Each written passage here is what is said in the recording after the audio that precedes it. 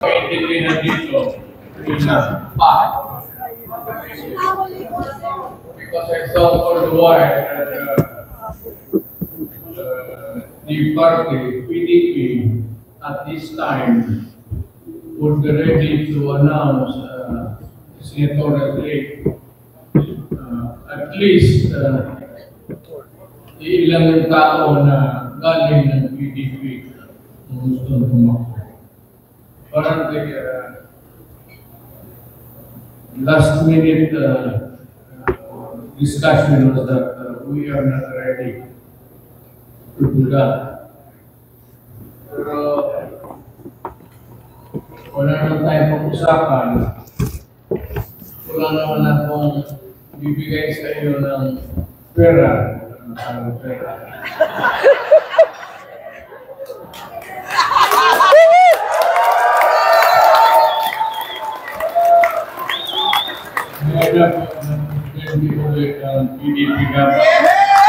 Yun! Si Robin Padilla, alam niya kung paano gastusin peace and order pati discretionary fund. Tuturuan ko siya. Yung legal na walang nakawala. It goes with the office. Pagkaroon lang yan. Meron ang presidente. Kaya ko, wala naman talaga akong pera, either as being mayor for so many years. Wala talaga. So, parang meron sa gobyerno. At ang gobyerno naman hindi amol. Hindi sa amol. Amol sa Tagalog. Matakaw. Ganun talaga yung discretionary fund. Those are all political expenses of the president or the mayor for that matter. Kasi yan man talaga nasa gobyerno. Whether you like it or not, otherwise, maghanap mo yung bago. Saan niya ibigay? Politiko yung the position itself is political. Now all you need to do is a meager amount to get into the office. Once you're there, you have to dispense with so many problems of humanity, including expenses for election. But more of the money would go to itong mga social services. Baka akalaan lang rin ninyo, hindi naman na may pera. Walang pera sa mauubos talaga sa mga nilalang tao. Kasi hindi lahat na referrals na may sakit ito, sakit doon. Meron karamihan yung most of the, kasi yung madala mo sa ospital, sa regional, sa provincial, madali yun. Ba't mo yung magpunta sa opisina mo tapos presenta ng resita ng cancer and other ailments na hindi available doon sa programa mo sa opisina for medical expenses.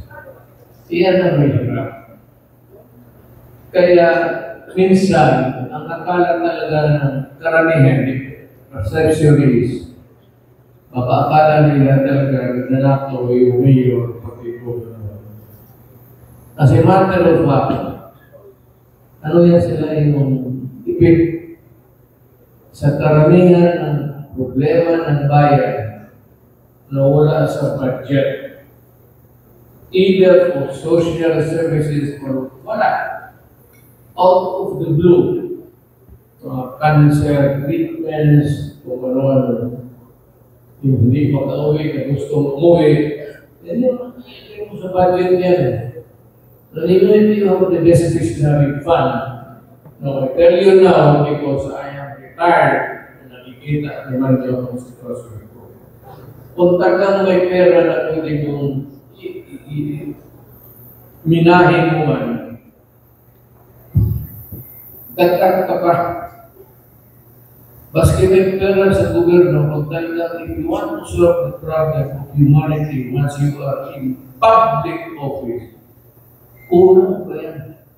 Dagdag ka pa dyan. Pati na yung sweldo mo. Kasi government can only appropriate 300,000 discretionary fund kung ano-ano. Specific yan. Pag outside yung hospitalization, assistance, and all, pag hindi nakuha yan, yung medisina wala sa hospital, hindi nakukuha yan sa bulsa ng tao. And most of the cancer, walang, kasi kayo sa gobyerno, tagal naman kayo. May mga line expenses ba na galing yan for cancer patients for the second, third, and first? Wala. So yun ang karamihan ng tao.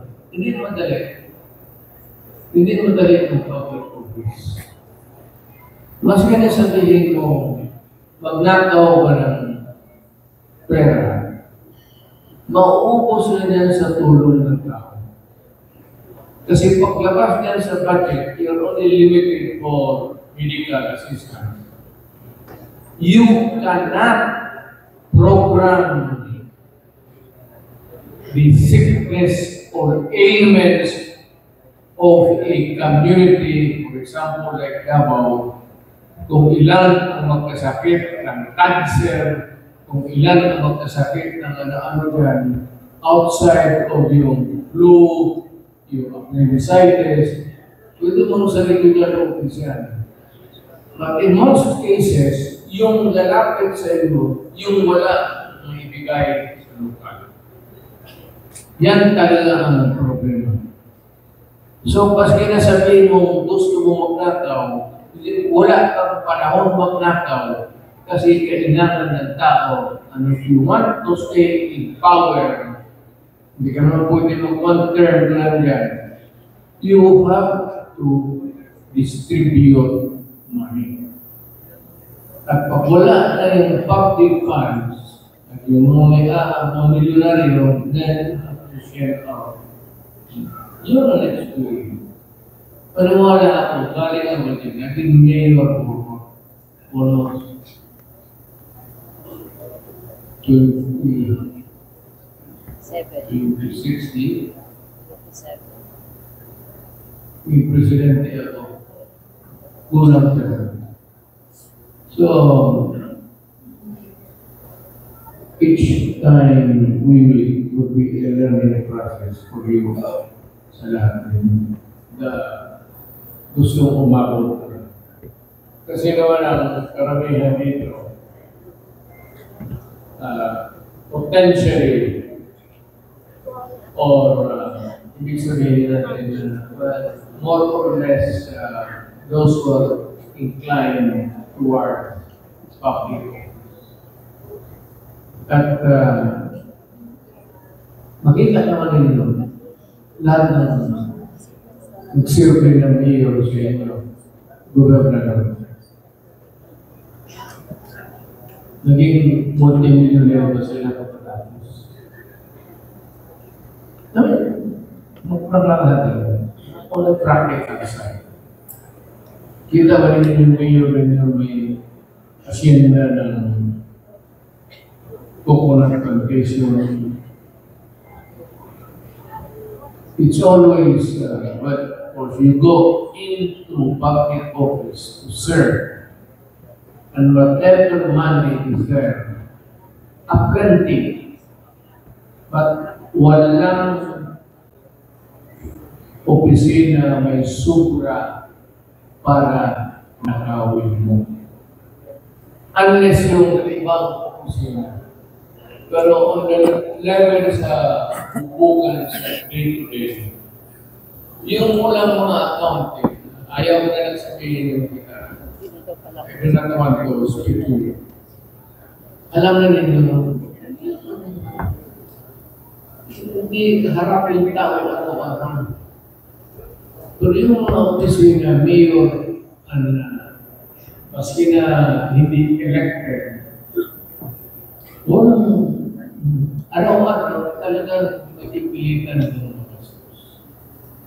So at the end of the day, yung masabi din nila, bigyan ka na 300. Hindi nga 300, 400, half a million. Kasi yung Davao City, population, ilan na yun? Bigyan mo ng 20, 25, 15 million. Walang yan. Ilan ang population na Davao? How big Davao is? Ilang tao na magkasakit dito na pwedeng pumunta ng doktor magpagamot? How many percent of the total population? Even sa lugar nila. Ilang tao lang ang pwedeng pumunta ng doktor para magpagamot? So ilang porsyento ang mga tao dyan na wala talagang puntahan, except to the politics. Kaya hindi mo masisi yung tao. For tubig, takbo sa barangay captain yan. Barangay captain na takbo sa mayor. Eskwelahan, tatakbo sa barangay captain yan, tatakbo sa mayor, deputy mayor, maghanap sila. Lahat na. No amount of money is ever enough. Unless masahol ka talaga ng tao, hayaan mo yung problema, magkalat na kayo dyan, magpakamatay kayo, mahala kayo sa sarili mo at hindi ka tumulong. Hindi man din, maski nasabihin mo malalaman ng tao, malalaman ng probinsya, at in the final days of your political life and your physical life, malaman ng tao kung magkano ang ninakaw o ginastos mo para sa may prepared speech pero hindi ko papasahin, wala ito kasi. Pero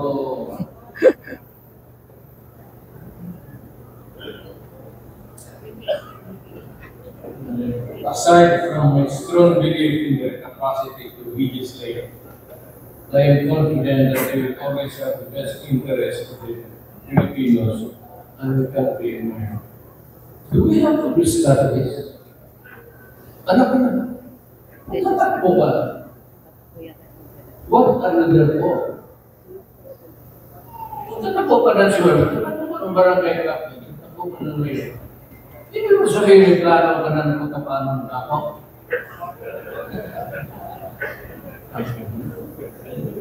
Kung ganun, you are one of a kind. Maganda lang kasi yung ganun mayor because of the privileges. Ano barangay captain? Mayor, governor, senator, lahat yan. People's money yan. Ano na yan, call to Malacanang for a conference with the president, do not expect me to use money for my pocket. I have to charge it sa gobyerno. Pag sinabi ng gobyerno, no, we will not allow reimbursement. Magpanakaw ka talaga. Bubulahan mo tayo dito. Ubusin mo pa tayo pera mo. Tumakbo ka nga para yumaman eh.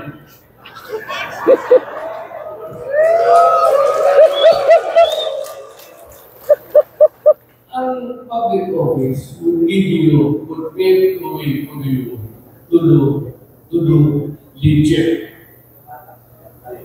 Legitimate lang. Kasi pag may influence ka na, magaya ko. You have the influence. yung asawa ko, siyempre, uh, uh, talagang arat-arat ng magkakaroon ng pera kasi kung anak na siya. So, they have the connection. You have not the connection. Yung mga panda na Manila, mga franchise na makukuha. Those are the privileges of the politician.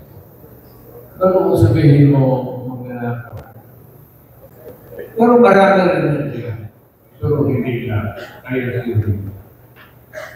Yung iba, because it paves away for opportunities for you to talk to people and maybe kaya siya pasok sila dito and they would say that Mayor, gusto mo yung isang franchise namin mo. They would just say, tanggapin ko yun, huwag ito sa sila. Maybe bigyan ninyo yung isang parang delicate. O di ba? Kunin mo yan. Sige, bigyan mo sa akin. Total, legitimate yan eh. Pero siguro, delicate sabihin mo na pwede bang ilagay natin yan sa Cotabato. Akin. Pwede ilagay natin sa Palawan. Para yung kita mo ma-focus doon sa biyahe mo. Parang kaya mo lang yung gusto mo. Parang ganyan. Those are the let me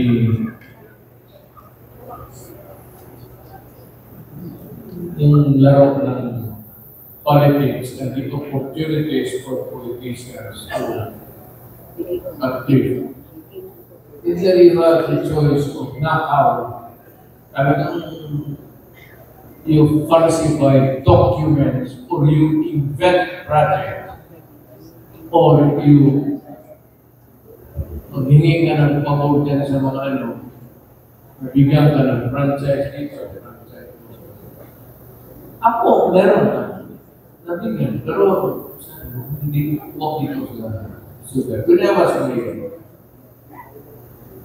nabigyan kami franchise. Ano naman ang franchise ng Pandesal ko ang ina.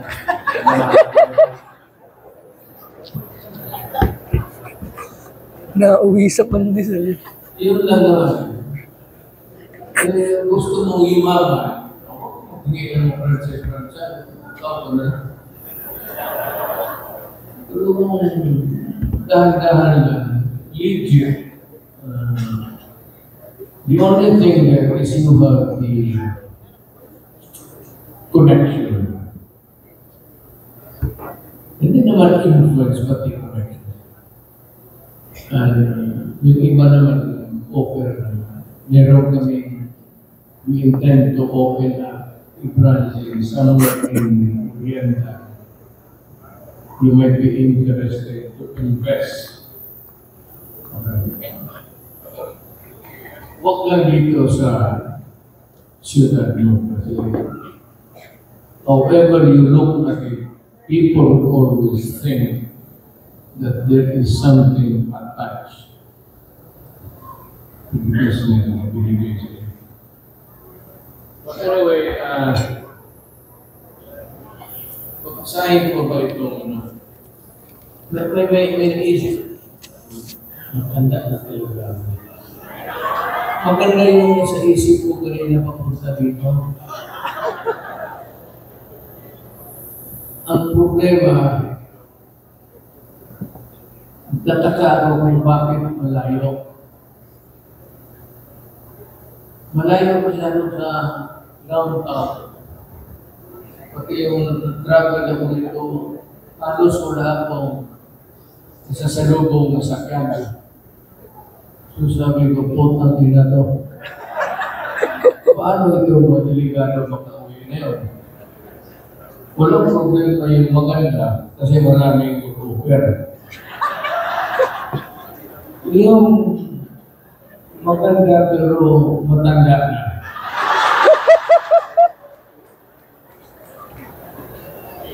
Bagay, may mga matatanda sa mga dito.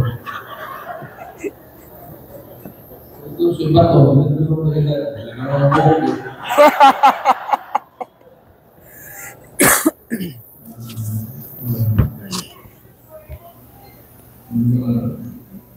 Pero yun, ayun ka, kita-kita tayo. Pero may ano talaga ako kanina. I have something na gusto kong sabihin. It's about yung paano mo i-separate yung temptation to make money. Okay man yan. Kasi pag mag-asawa ka, tapos na tayo na high school ka, huwag mong sabihin na kung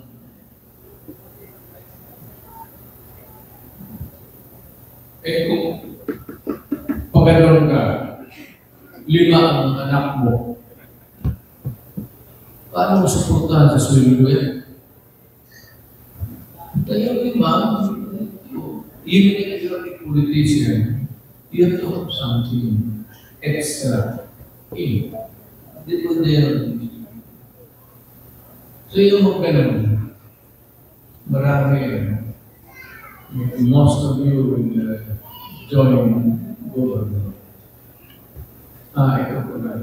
Itong government service. Fundamentally, it's not really something which should really be highly profitable. But if you are content with just the simple things in life, government service would be good. Na hindi ako pupunta ng balay, tapos ka rin ako, whether or not in your judgment I succeeded o nagnakaw ako o hindi. Nasa inyo na yan. Hindi ko pupipilit, I cannot proclaim to the world that was the most honest public officer in the land. Nor would I say na ako yung pinakamaraming. Alam mo, public service, I started my career para makuha nyo the essence of public law. I started as a special counsel sa prosecution's office. Yun yung pinakababa. Then I was appointed prosecutor on Rose Mongarans 3-2. Hindi ako umabot ng 1 because inabot ako ng election and I became the vice mayor of the Rose. From then on, tuloy-tuloy na ako. I never lost an election. I became mayor for several, many times over. Naka 9 years ago, plus another set of 9 years.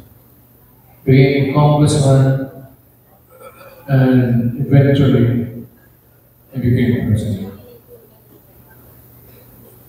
Ang masabi ko sa public office na kung kontento ka lang, as you go along higher, it will improve your environment, your situation. Kasi medyo malaki makapag-aral ang anak mo. And kung maging political, nasa politika, medyo marami kasi analysis and everything. Pwede ka magpapagawa. Anak ko sa Manila, para sila doon. Pero kung sabihin mo na 10, hindi ka kaya yan. 1 or 2 or 3, hindi ka makapag-aral. Just like my father. My father was governor 3 years. Nakapag-aral kami, ako, pati yung kapatid ko. Yung iba, dito, lumalaki na kasi yung expenses, bata pa kami, medyo kaya pa. Pero yung lumalaki kami, asawa na, kailangan na ng tulong yung iba, medyo lumiit yung so sila, dito na lang kayo. Kasi mga kapatid dito, may asawa na, kailangan ng tulong. You know, I mean, then to start in life, you are not that well. Akin because from prosecutor, I was lucky enough to be in mayor and then eventually president. Mga presidente na mula ng halos tapos na. So yan ang ano ko sa inyo. Maybe kung naisipan ninyo to join the public service, not politics. Okay. Maganda. Pero sincere, you are really competent in your estimation at I try. Give it a try. Dito sa harap ko, marami na nagkikita dito na sa politika. And they're making good. Yung perception na huwag ninyong disabuse yung mind. Na yung mga politiko na sabihin mo natin sa politician na sa gulo. Meron, pero hindi. It depends on the opportunity sa office. Lalo na yung walang accounting. You can get the money and spend it just like as if it is your own. And there is probably no strict audit or accounting. But kung ikaw magtinok ka, use it. Gawin mo na yung ka. Ayaw ko ng mamalay kasi wala akong may turo dito na hindi ko kilala kung ano ang history nila. But ako started as a special counsel, prosecutor, then mayor, eventually diretso ako sa presidency. Nagamaan ako sa presidency. My life is an open book. Kung saan ako nanggaling noong mayor pa ako, vice mayor pa ako, naging presidente ako, pagkatapos ko sa public service. Nung fiscal pa ako, yung bahay ko sa Dunya Kusa, gano'n. Ayan ito pa. Paaral ko sa ito. Sa ikaw ang pera, ito, pinaaral ko sa Pedro kasi galing ako doon. Bilbo, Midelia. Scarlet Zone, San Pedro. Ito, tuloy ng iba, dito ko na sa Inday, dito lang yan. Ito sana kasi kumuha ng law. Ang nangyari, common law lahat.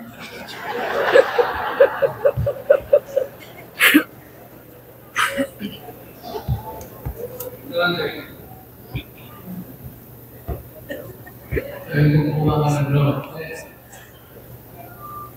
After a few years, kumulos na lahat. Pinagdagan sa buhay, ginusto ko. Kung hindi mo makuha lahat. So, gano'n lang ang short of relating to what are the venues of life. Dito tayo, magkikita tayo muli. It's a long way. Remember, lahat ng partido except PDP, nung nanalo si President Marcos, I'm not saying anything against him. But he is a very good tactician na nakuha nila ang partido na he was able to gather everybody and everything at natunaw. Wala kang partido. Wala kang marinig na partido. No more. Except PDP. Ang PDP kasi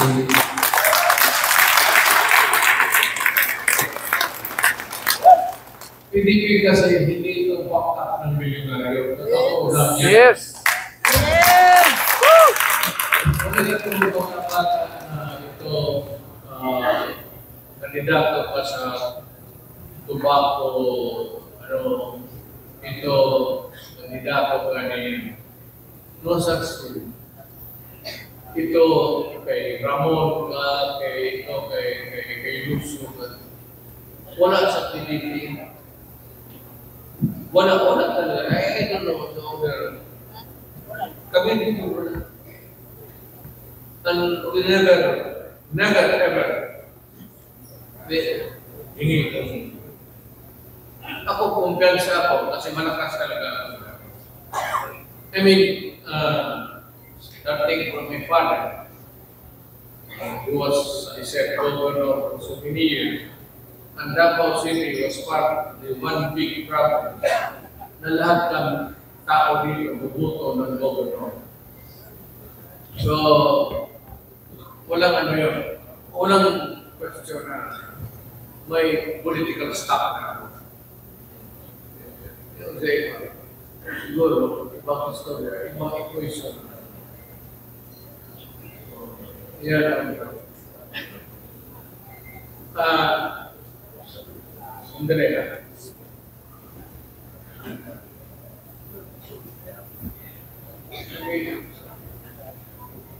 Let's pray.